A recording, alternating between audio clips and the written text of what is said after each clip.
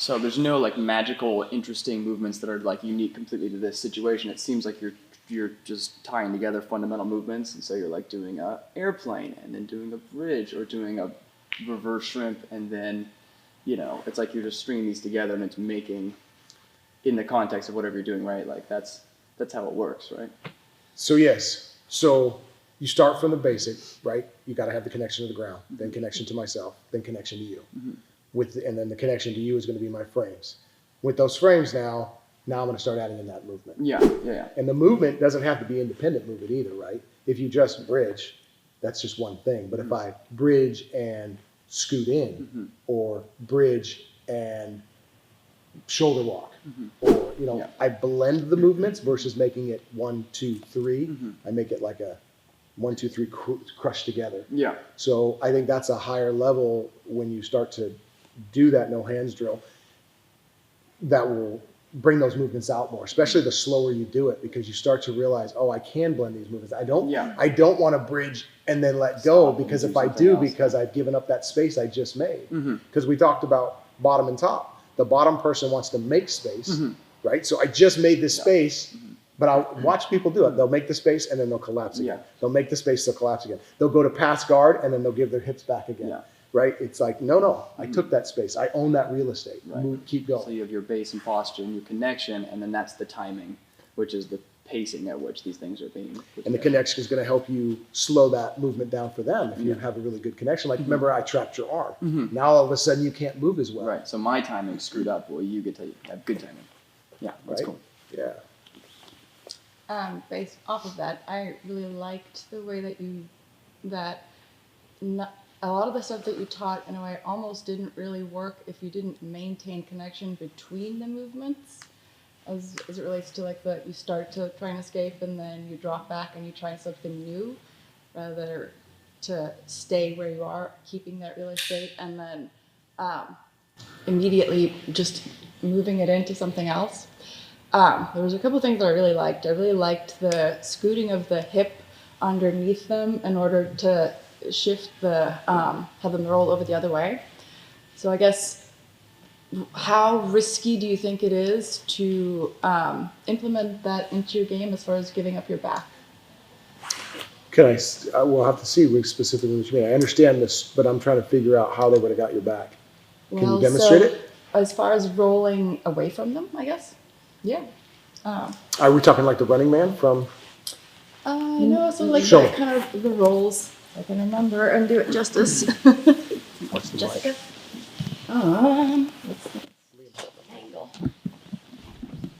Anyway, so if I was trying to say I was gonna bridge into her and she's giving me pressure, so that doesn't work, and so I kind of shift up and under, and as she pushes in, I would take her off this way. So make sure your frame is good. Now watch. As you go that way, I want you to external rotate and turn your top arm over and grab her lat and pull your elbow to your rib cage.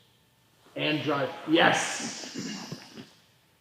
There you go. Yeah, that wasn't it. That wasn't the. It was the hands-free drill. Yeah, I guess. Oh, and so you would roll over that. Oh yeah. Okay. So hands-free drill is just it's a way to find movement. Okay. There shouldn't be. I'm not looking for the fear of, and that's why they don't have their hands. I'm trying to free you up to learn to start using your body and to start finding the connection.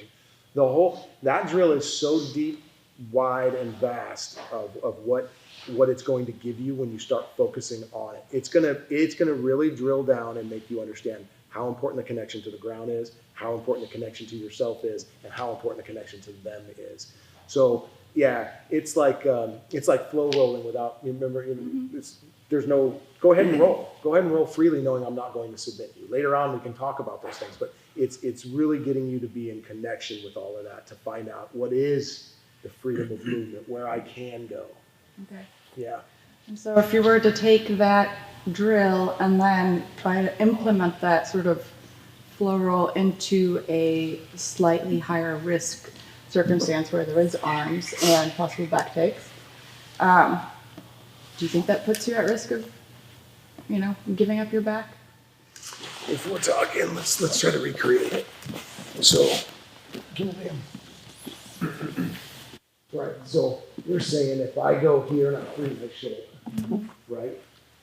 And the drill, you were in theory rolling that way, or the top person was rolling off of you that way. Yeah. But if they're not doing hands free and rolling, they're not going to let themselves do that. So if I was like this, it would be the one where we were going away and I was working myself back inside. So again, the drill is just teaching you the movements. Then we would build that on, okay, now here are the frames to use. So I showed you the movement.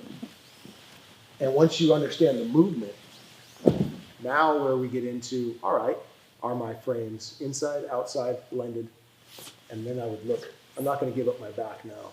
The other thing there too is, if I understand correctly what Sally's saying, when you're going to quarters, even when you do the real hands drill, you have a great opportunity with that drill to practice kicking with that bottom leg first, so that as you go to quarters, you wind up head to head. Yes. And then with them on your side, because when they take their back, Yeah. when they're on your side. When you're head to head, they can't take their back, they have to go around first. So you could go through, and I saw you do it when you did the drill, you could go through the whole movement to quarters and back to guard. Yeah. And never give them a chance to take your back, even though nobody has hands. Yeah. You want me to do that? Is that what you're saying? Well, yeah, that would be usually, I was just thinking about it. Yeah, so. Unnamed voice. Yeah, the unnamed voice. So going with what you're saying, So I've got no hands actually. So I'm here. And yeah, if I got into you got to put your hands behind your back here. Come on. Okay. Hands. Yeah, no hands to it. So in this motion, yeah, I freed my shoulder, right? Now, if I just turn over, now let's just say he could use hands, right? Go ahead. And I turn over like this, he's got my back. Good. So now we go back, I go here, I freed my shoulders, step, step. Don't use your hands to hold yourself up, sorry. So I go here, step, oops, step, step. Yeah. Right? And I still maintain full guard and sit up. I don't want to escape myself in a bad position to develop. Bad neural pathway to not escape properly. So I think, again, the drill would bring that out. You as a coach or whoever was coaching that could see that and go, hey, great job, got to your edge. However, let's walk it out and do that same thing, and then we could correct the movement itself or the escape itself with still no arms in doing it. A lot of times, too, because arms are getting caught because your arms go out away from your body, again, breaking that rule of the silhouette, I would sit on the mat and I would work these movements of just, going to hands and knees, pulling guard, but I'll keep my hand here and just focusing on not allowing my hands to touch the ground, right? I gotta go here. Again, no hands would be the same thing I'd be doing with him. You could take that, do that first, then do the no hands drill with people, and then look for the good body postures to escape with. That's a good question. So I'll probably work that now. So you're also getting to practice too with your elbows in, right, then? Because you just do all those movements without having to risk posting with an arm, and that's when people You're starting to have it. Zach had a great idea, which I'll try it on the purple belts, is you take their belt and tie their elbows to their arms, back to their body, so they can't move so much, and then roll like that. Yeah. We'll see if we can No submissions. see if we can do that. Yeah, no submissions. But that would be a good way, maybe even a fun game to see, and then you start to realize, oh, I've got too much, and I tilt them forward. Or rely on something. Yeah, and if I drop my hip, all of a sudden my weight drops, so my head comes away. Something like that. We could work on that, and it would be good. So, for the no hands drill, whose job is it to keep it slow? The guy on the bottom, the guy on the top, or the coach? I would say definitely ultimately falls on the coach. Ownership falls on them 100%, but you as a good training partner should feel that. And you want it to be. So years ago, Matt told me, you're strong and you're using strength. You can't use strength. And so that was super hard for me to deal with, to try and pull that out. But I see it now in some of the bigger guys that come into my gym. And what I did to combat that is I would go, I'd either work out at my gym at home or I'd work out at a gym, and I would exhaust my arms. I would just do push-ups until I couldn't push myself up if I wanted to. It was just so exhausting. When I went into the gym, I had nothing to do, and I had to learn how to move. Humbling experience, let me tell you. Yeah. Because you're trying to push away and there's nothing there, and then you're super frustrated, and and then I wish I had at that time the idea of like the shoulder. Now I've got that idea of using that. So bringing that full circle, what you're saying is you want to be that efficient, and I've punished myself if I feel it and I did something with strength, even the minimal amount. Like Matt has said multiple times, you use just amount and no more, right? And so I always say that to myself, and I'm always looking for that sweet spot. I remember the first time I ever did a sweep, it felt stupid simple. I'm like, he just fell over. They're like, no, you got it. I'm like, whatever. And then it happened again. And then you're like, God, I want to find that again. And you just keep going for it. So back to that drill, that question is, if you feel yourself gurring and grunting it and you got that, you should say, that wasn't good enough. Be honest and have the integrity to go, that was too much. Or I went too fast because you got super excited. I'm out and you popped your hip really fast and bumped them off. Even, what about, you're on bottom, telling your partner, hey, slow down, or put more weight here or less weight there, or lighten up. And I think that's a way to do it. One way we talked about it is you could do like chess, move for move. Right. So you could go this way. Hands behind your back. Put your weight on me. Good. So I go, okay, what's my move going to be? I'm going to circle. Now he gets to do something. Okay.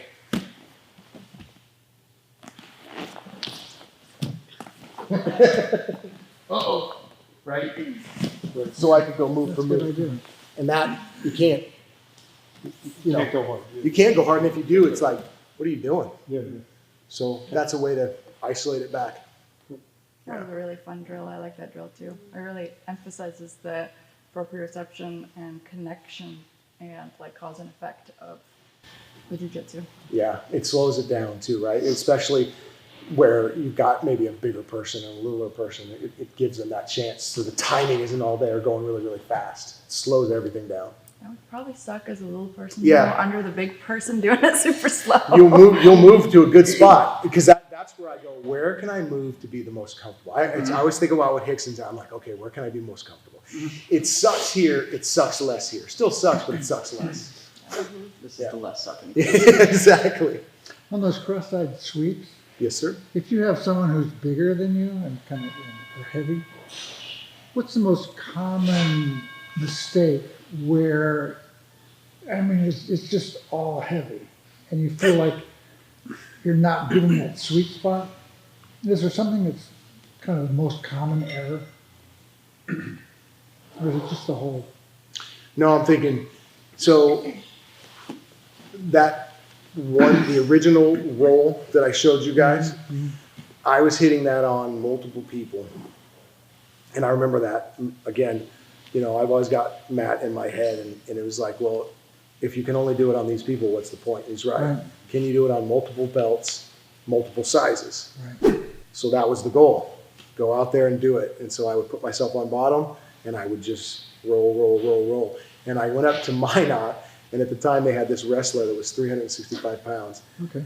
And I was like, all right, here we go. Why not? Let's do it early. So I go and I get under there, and I turn and I arc, and I hit a wall. And I thought, what is going on? I tried it again. And so then I'm like, all right, slow down and feel the connection.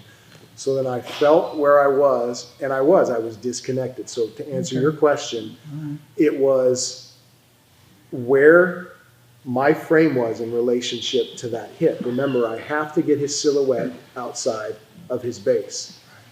He was a large person, so I had to, it only was about that much movement. I made about that much movement, which gave me the angle to get underneath him and roll him, and then I kept rolling once I found that spot. But it was the difference where I could get away with it with somebody with a smaller size. Yeah. But with him, I had to have that spot. Right, yeah. Mm-hmm. Does that answer your question? Yeah, it does. Good. On that same note, there's one of the most surprising things to me with watching the material is the pulling arm on the hip. So you're pushing, that pulling arm. And so in the foundations classes here, and in CAD classes too, we have to untrain people from pulling people on top of them. Oftentimes in the beginning of the course, like you get on cross-sides bottom, people have a habit of grabbing with hands and pulling towards them. And it sort of seems similar, but there's subtle difference, it sort of seems like there.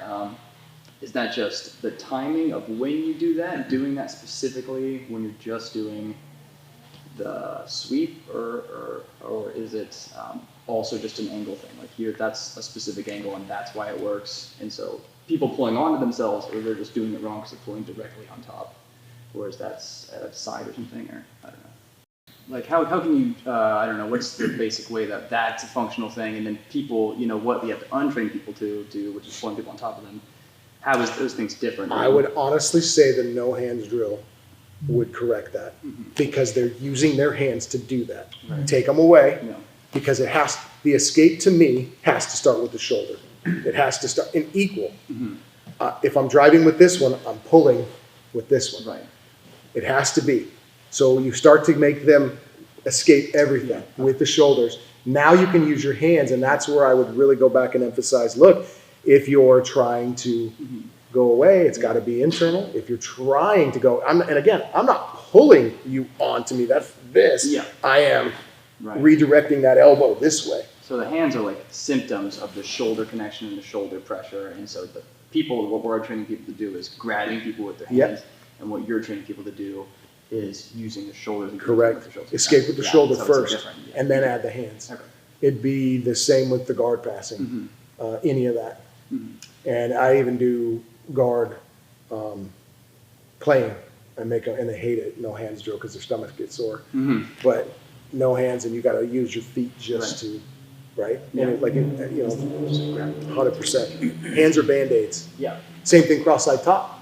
If I were doing this cross-side top, you want to see some frustration. It's trying to hold and you can't do anything. You've got to hold and you're trying to move and you're posting, and then you start to use your hands. Yeah. When I put the hands back in, people immediately are heavier, Yeah. because they learn how to hold them down with their body versus holding them down with their hands.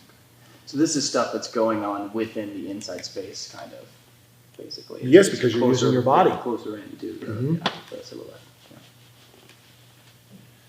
Kind of as it relates to that, I have a number of points. I'm really into developmental movement right now, as far as like going back to the origins of human movement and seeing what movements we have to learn first in order to start being able to move, and the first thing tends to be rolling over. And you said something during the camp which was super simple. It's like you drop a shoulder and you lift a hip. And another thing that I like the theory of, that I play a lot with, is twisting the skinny X, which is like, so if you think of the 1, 2, 3, 4, you have the skinny X that goes there, and a lot rolling over, for example, is a function of twisting that X.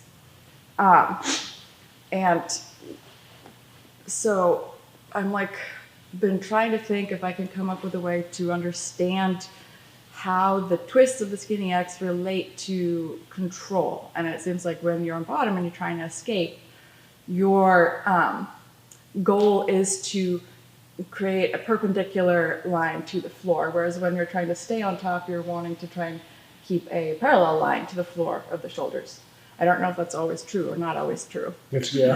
And so I'm just kind of wondering on your thoughts on that as far as the escapes go.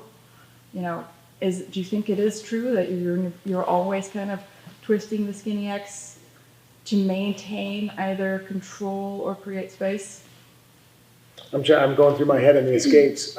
That's the whole point of me freeing my shoulder, right? So I'm trying to turn to free that shoulder. If I can get straight in line with you, I think the roll is much easier, but definitely off to that skinny X angle, right? At least that amount I have. And when she said it, I didn't think about it like a twisting or a rolling X, but I see that it's like almost, because the skinny X is one-dimensional. Now you're twisting it, I see it 3D, and I'm seeing that now. It comes like a helix, like the Yes, that's exactly what I'm envisioning. Because if they're bad, there's a drill, I think that still do it, I do it, I know Matt does it, where teaching people how to sag, where you get underneath and you they stiff as a board and they're like this, and you pick them up, and then you tell them, okay, now it's the 3-year-old that doesn't want to leave Toys R Us, and they can't pick them up. But I use that example as if they're rigid. And I mean, again, if I'm here and he's just stiff as a board, rigid, it's real easy to dump him over.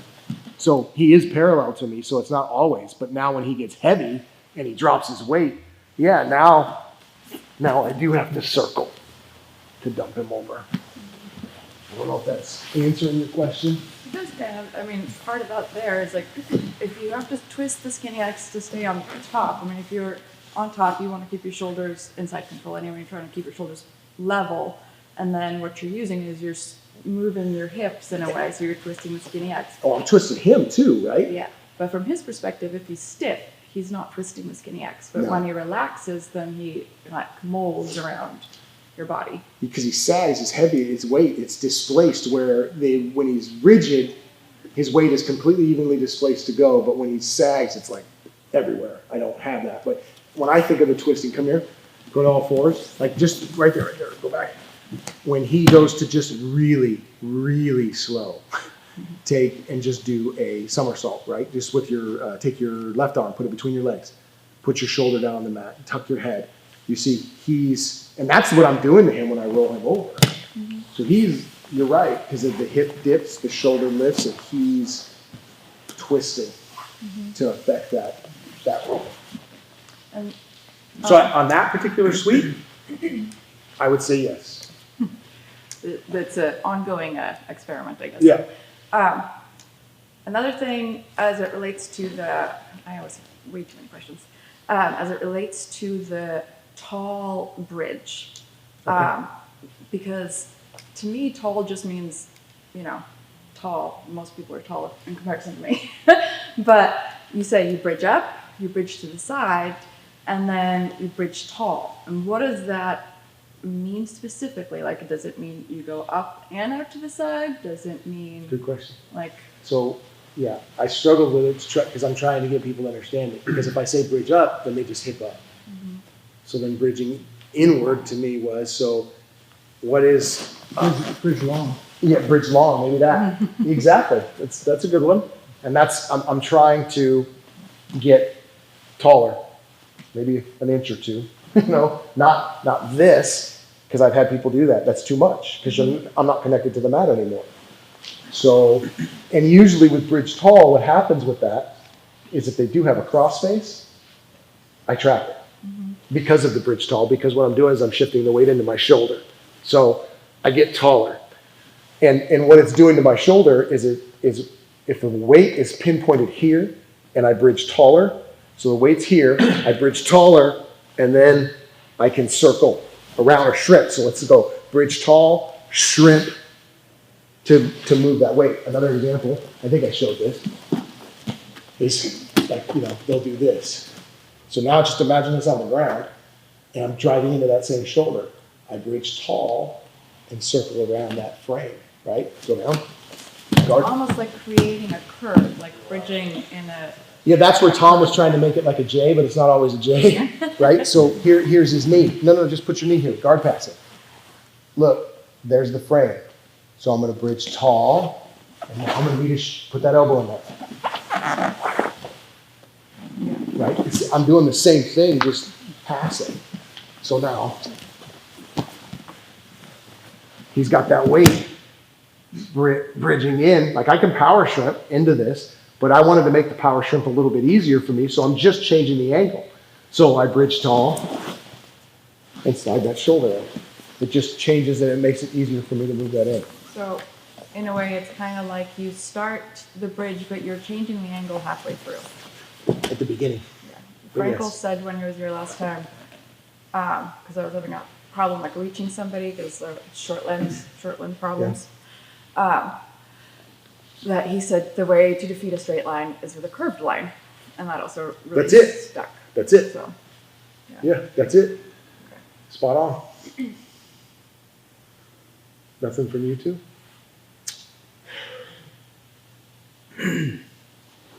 Yeah, just kind of a general question, I guess. Maybe 1 or 2 times this weekend you said it, something about connection.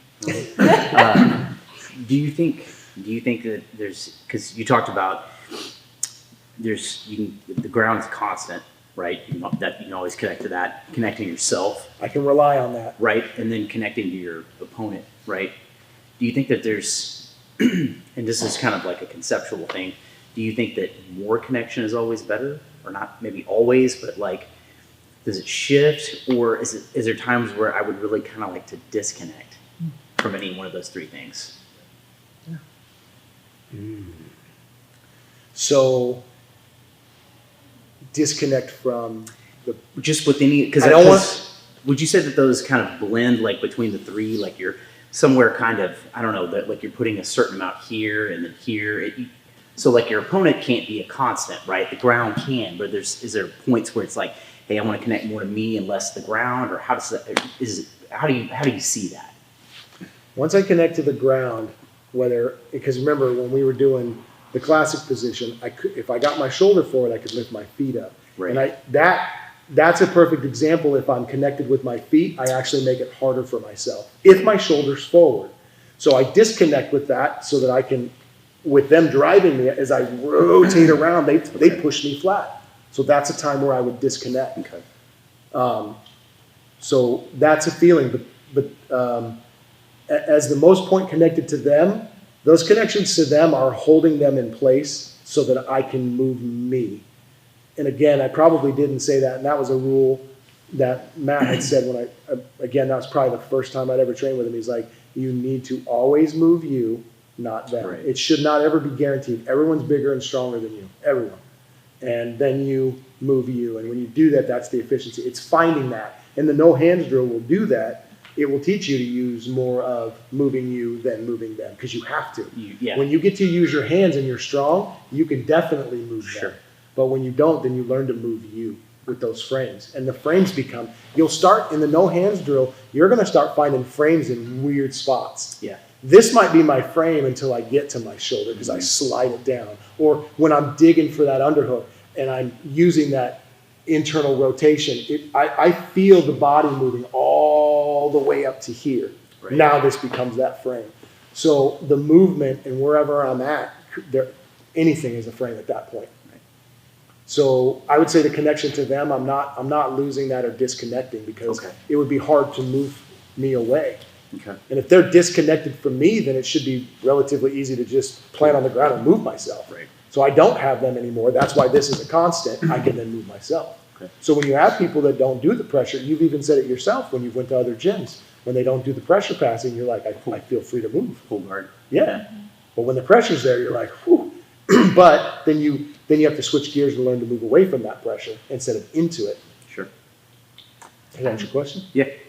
It's actually, I have a tangent to it because I think I've been thinking a lot about the definition of connection and like the different facets of connection within even like the different ways you can connect. So how you connect to the ground, how you connect to yourself, how you connect to your opponent. And especially like the topic of how you connect to yourself. And like that's not really a simple topic. Like you connect, are you connected to your breathing? Are you connected to your mindset? Are you connected to what your body's doing? And one of the things that I really noticed as far as like people understanding the connection or taking out the slack of a movement before they do something, I think of it almost like connecting the muscles to the bone. So you're kind of compressing, you're activating the muscles before the movement, which is kind of getting that neuro connection. And so like if we take this one, for example, I can do this motion without really any major connection. But if I really want to get that connection, I'm engaging the muscles and they're like suctioning in to kind of lock the bones in place. But to tangent off of his disconnection, one of the things that I've been learning about recently is like how you can use movement to help people deal with trauma. And one of the problems with trauma, there's a few problems. One of them is disassociation. And another thing that you see with people that have trauma is they don't play. So if you see little kids that have had traumatic experiences, they don't play. And so the use of play and the concept of connection is actually really valuable as far as helping people rewire their brain and body.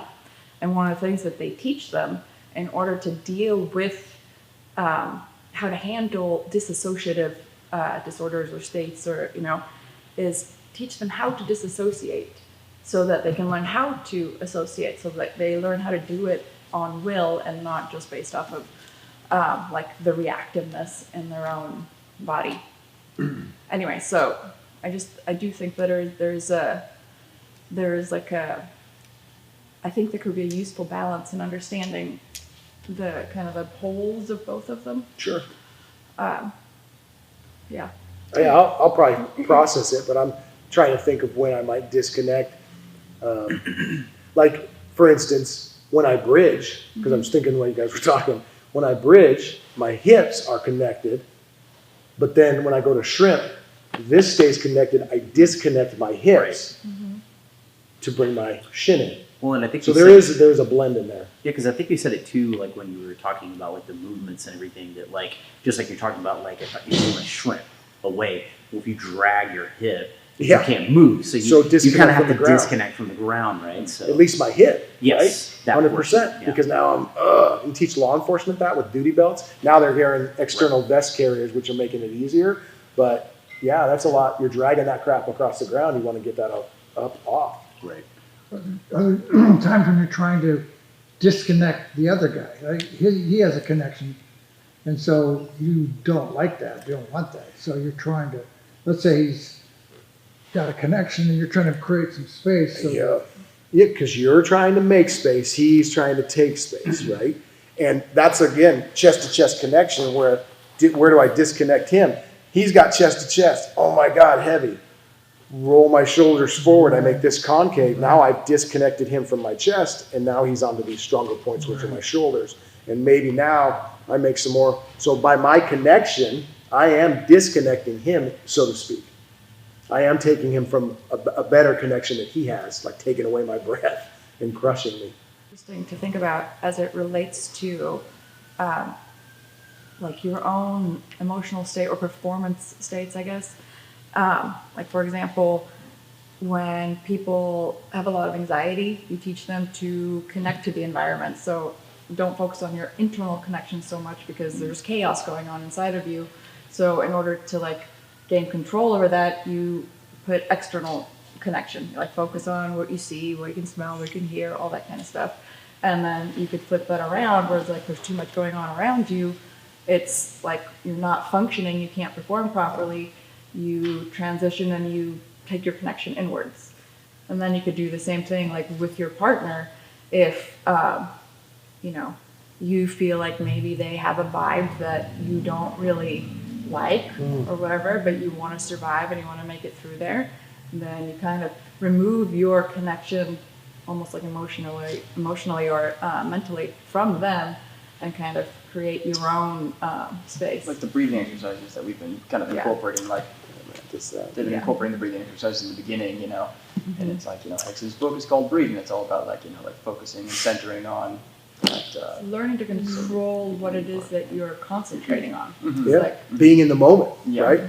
And work with what you have. You're saying everything I've said, and and that connection goes so much deeper. You just say that word connection, and people are yeah, and that, and then when you break down connection to yourself, absolutely mindset and breathing, and then again you come onto the mat. There's people that'll come to the gym, and I won't give names. I'm sure they'll figure it out, but they'll come to the gym, and it's just like, don't bring that on the mat.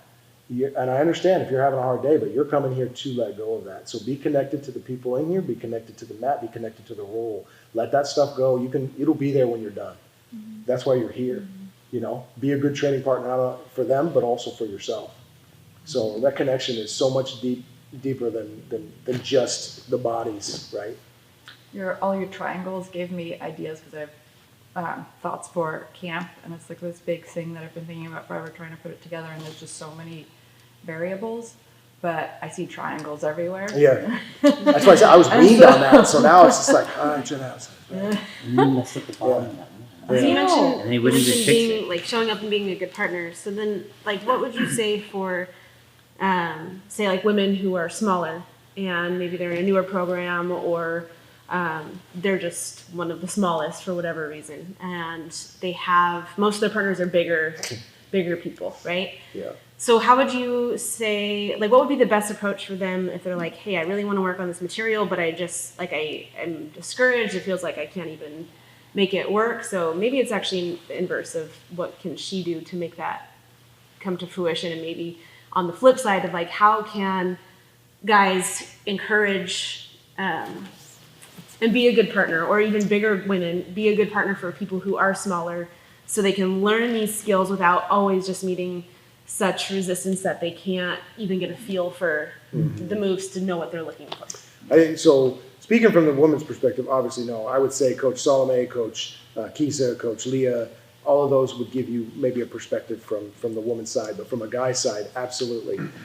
What I would tell these guys is, and Matt and I have quite a few talks about this, and Ben and I have even talked about different belts and what he thinks what a purple belt should be before they get a brown and that.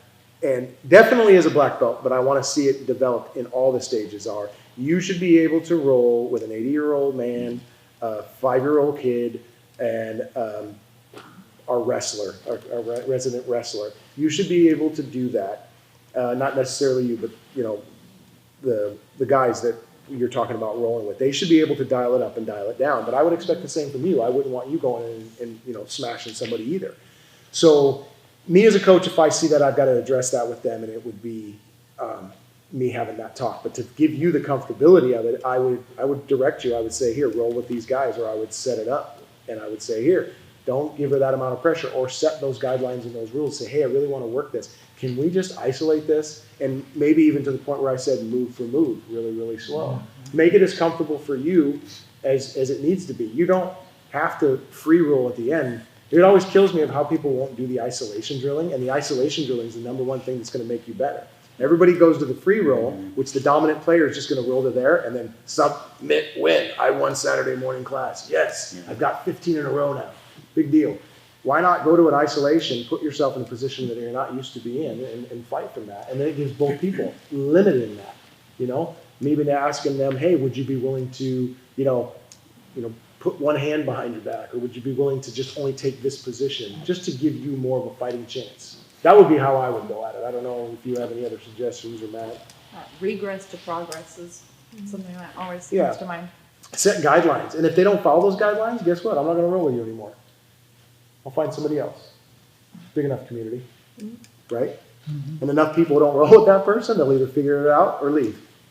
That's the triangle thing I was saying to him as well, like the triangle of self. We aren't, we have different aspects of ourselves, like the biological is your physical self, psychological, like your mental self, and then the social, which is your connection to other people. And in order for anybody to be able to play, they have to have a sense of safety. Like, you need to be safe, soothed, and seen. And that means, your environment has to be safe. You have to be seen, basically have a connection to other people, a social connection, and soothed, knowing how to soothe your own, your own emotions and fluctuations and all that kind of stuff. And so if somebody's having issues with being able to learn, one of the things that prevents you from learning is adrenaline, which comes when you have a fear response, and it makes it harder to learn. So getting people to play actually promotes learning, which means they have to have those safe, seen, and soothed. And so finding ways where you can make people regress to progress, make them comfortable and enough that they can make small progresses, and then you increase the discomfort as they go so that they can learn to work out of the most vulnerable position in order to get stronger. And I would also add, if you can, if you have an issue, then you would talk to as a coach, but I would also say advocate for yourself, because if you don't say something, it'd be like workplace violence. You should say something, and if they don't address it, then the coach should address it. But you advocate for yourself. Hey, I don't really like it when that happens. If we could just do this. And if they don't respect that, that'd be like you saying no. Like I tell my daughter all the time, no is a complete sentence. No period. So it'd just be like you just advocate for yourself and you say it. And then if they don't abide by that, then, it'd be time for one of the coaches or myself to step in and say, look, got to figure this out, right? Yeah, when you said advocate for yourself, I was waiting for somebody to say something like that. Just, hey, let's slow roll. Yeah, Yeah. You could have just been coming off of a 5-minute death match, but hey, we're going to slow roll Yeah. now, and Right. or hey, I'm just working on this technique, or whatever. Yeah. And I think people need to hear that. Yeah. Or maybe hear somebody else say that to somebody else. Yeah. Before they get, oh, that's the way this basketball court is going to work. It's right. It's the community rules. Yeah. Right. And stuff like that. Otherwise, it's like, oh, nobody says anything. Yeah, it's a very unspoken sort of environment where everyone's like, oh, that person was rolling kind of hard, but nobody ever said to that person, like, would you like to roll slower or something? Or kind for of sure. rolling hard. Yeah, sure. And I don't want to be the one who says, I'm sorry, my back hurts. Because I think myself and Travis Davison had this conversation, because the old way of doing it back when I first had my first gym was that guy would do that, and then one of the mat enforcers would go over and just roll hard with that guy. But all that does is reinforce, oh, he's rolling hard with me. So it doesn't do anything for it, right? No. So it's got to be addressed. Someone's got to say something. What? It's just Oh, I just remember those days. It is fun. Yeah. Well, in a weird way, as a Sometimes coach, that's useful. as a coach, how do you encourage a student that really just uses way too much strength? And I found that just saying relax, Yeah. it's not a good word. I mean, No. because then they say, oh, you want me just to flop? You go, no. So relax isn't the right word. Maybe untense. Have you found some ways that work well? I have a couple that are probably would just be lifelong projects. I don't know. I honestly don't. There are the ones that get it and the ones that don't. And I've worked with them, and I would say some have gotten better, but they still maintain. I think they default to it because it's a, and I think it has to come down to the core of it. Is it the fear of losing? Is it panic? Is it trauma? What is it? And so I've asked them, like, what's going on? And I think no hands drill does that. Okay, you're not allowed to use your hands. When you can't, they'll still be explosive though. Then the explosiveness happens. Okay, now you're going too fast. Why are you using so much energy? You need to do this. Well, it's like that's trying for them. Trying is going after. Yeah. And so, but I was in a class with another teacher the other day, not this, but it was a different kind of thing that I was learning. Anyway, she said that when people are having a hard time, when you're not seeing the person understand what it is that you're saying to them, and so they're not doing it, is rather than telling them how to do it differently, ask them what they're doing, because then what they will do is it makes them stop and like think about it and then go step by step and break it down in order to be able to explain it to you. And that's where, Super good point, because what was going on was in our area, law enforcement was having more backup accidents. Weird, like backing the car up and hitting things. Yeah, it was that was like the common theme when you look through So what they did was that, and I think it was UPS. They reached out to UPS because those guys drive all the time, and what it was, their driving course is they take their drivers out and they drive with them and they make them audible everything. Like right now, I'm looking up 2 cars in front of me. I see that car crossing the lane. I'm going to shift and put my blinker on and turn here. I'm going to slow down. I'm going to speed up. They have to verbalize it all very much like that, and it helped them, the instructor, feel what they were thinking and doing, so that they could guide them through and maybe reframe that. So again, I would 100%. It would be, what are you thinking right now? What are you feeling? What's the issue? What do you feel that you're doing? A lot of the times is I'll say, okay, do 50% of what you're doing right now, whatever. It's like, okay, do 25%, do 5%. because if you say only use 20%, they'll say I am. I purposely, I know. It's like one is like, well, what is that? But then I'm making a point and I say, okay, how about 1%? Yeah. And if it's all, and you look at it and go, do you see how it's all the same? You're still giving the same amount of effort. Why are you not? How does this work? And truly just asking them. It comes down to the coach and working with it. And they know it because those people will usually avoid rolling with them. But I do want to work with them. I don't want them to leave. I want to see them be successful, but they also can't hurt people. Do you ever, not in a competitive situation, obviously, but deliberately mismatch people? Biggest with smallest, oldest with youngest? So one of my Just to force, no, you've got to have to find a way to work because you're such a mismatch. he probably, I don't know if he'll watch this or not, but one of my black belts, I recently gave him his black belt. We went to Minot and that 365er was there, and I made him roll the whole weekend with him. And I was like, all right, switch partners except you. And then switch partners except you. He's like, really? Yeah. He rolled with him the whole weekend. And I was in hopes to feel like, look, you cannot toss this guy around. You're not going to be able to gird this. He was exhausted, so I don't know. I think there was some sort of understanding by the end of that, but slowly he reverted back to the way that he was. It's just difficult. Pressure. Yeah, just real tense. Just it's more forceful than jiu-jitsu. Yeah. Yeah. What do you do if somebody won't like stop doing like Soul Stealer or sound chokes on you? What do you do about that? Who are you talking about? I'm not naming any names, Don't just learn those defenses. but okay. Get better. Learn those escapes.